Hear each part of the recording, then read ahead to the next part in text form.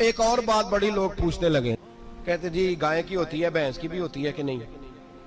चलो जी, अब नई बात निकल आई। हदीस पाक में लफ्ज आया ऊंट का।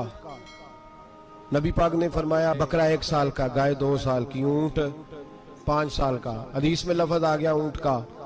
अब को बंदा कहे पहले बताएं नार का के मादा का, तो मैं किधर से आपको हदीस निकाल के दूं जिसमें नार भी और मादा अलग-अलग हो?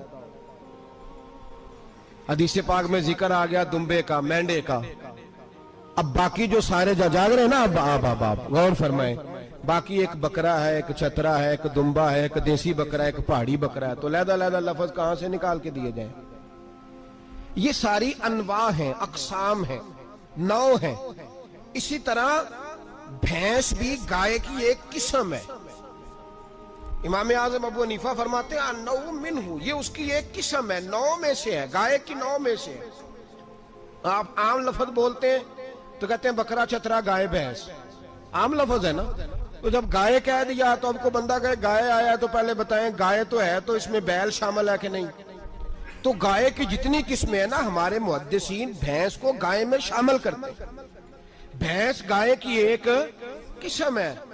तो नबी पाक सल्लल्लाहु अलैहि वसल्लम ने जब गाय का लफ्ज इस्तेमाल किया तो भैंस उसके अंदर आ गई।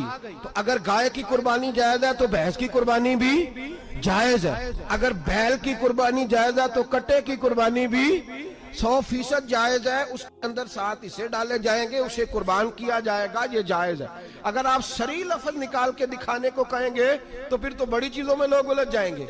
फिर कैसे निकाला जाएगा खस्सी की जायज है कि नहीं, जो खस्सी नहीं उसकी जायज है कि नहीं, फुला की? तो इन तफसीलात, हाँ बहुत सारी चीजों की तफसीलात हदीस में है, लेकिन सारी चीजों की मौजूद नहीं। इसलिए मेरे अजीज याद रखें, भैंस की कुर्बानी भी होगी, गाय की भी होगी, बैल की भी होगी, कट्टे की भी होगी। जिनकी नहीं उनकी नहीं। हमने कभी कहा हरण की कुर्बानी भी होगी या मुर्गी की कुर्बानी भी होगी। तो हदीस मुबारका के अंदर जो चीजें मौजूद है उनकी जितनी इकसाम है उन सब की कुर्बानी करना हाँ जायज है। और मेरे नबी पाक सल्लल्लाहु अलैहि वसल्लम ने फरमाया जानवर खूबसूरत हो, लंगड़ा ना हो, काना ना हो, जख्मी ना हो, खूबसूरत जानवर लाओ, उसको ला के ज़िबा करो।